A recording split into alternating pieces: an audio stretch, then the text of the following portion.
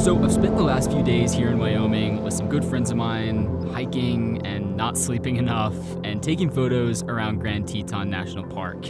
And I couldn't help but notice something. We're in the middle of this vast and largely untouched wilderness, but at the same time, I'm surrounded by spots that I've seen all over my Instagram feed. So I want to talk a bit about the relationship between social media and the outdoors, and particularly what happens when we geotag photos and why it might be a good idea not to. Geotags on sites like Instagram and Facebook make it incredibly easy to see a post and quickly find out exactly where it was taken and exactly how to get there. And when those posts get a lot of traction, maybe go viral, they can funnel a lot of people into a very specific spot. If those locations have the infrastructure to handle a lot of foot traffic, then that's not a huge deal, but a lot of them don't, and excessive foot traffic in a location that's not made for it can increase the likelihood of trails and features being vandalized, the landscape being eroded, and even visitors being injured. And this isn't about sharing vacation photos on Facebook, but more about larger influencers and travel pages that really have the potential to influence where people are choosing to travel, because a viral post can completely change a location for better or for worse. This lake is actually a perfect case study. I read through a few interviews with park rangers from Grand Teton National Park, all of whom noted that the lake used to be kind of a hidden gem and received just a few visitors each day. A few years ago, the park installed a trail counter near the lake and charted a pretty wild increase in trail traffic, with July of 2017 averaging 77 hikers a day, which is already a leap from the years and decades earlier,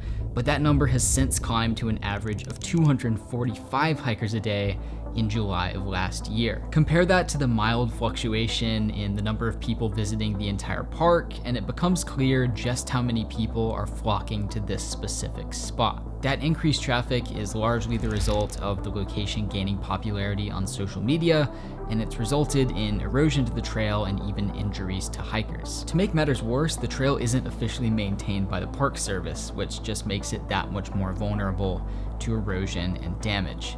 And that could change in coming years as the trail becomes more popular and the Park Service responds, but I think it's safe to assume that the numbers for summer of 2021 will follow the trend.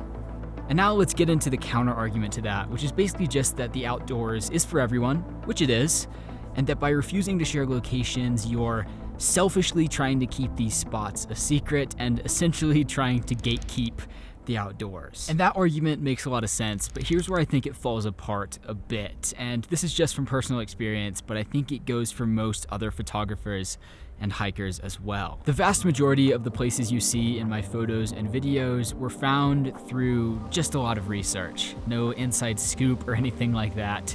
Just a ton of searching and sifting and going out and hiking all the time and finding which spots are the good ones and which ones are the lesser known good ones. And that research is something that anyone is capable of doing and more than welcome to do. For example, this spot. It's one of the most incredible views I've ever seen. I got some crazy photos and I will absolutely be posting them on the gram, but I will not be tagging this exact location.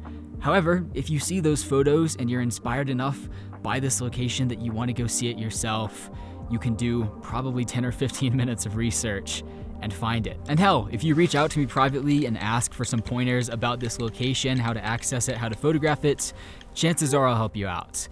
But I'm not plastering that information at the top of a public post that could potentially reach thousands or even millions of people. And between you and me, if you do that research and you're up for a pretty tough hike, you should come here, because look at it. It's incredible.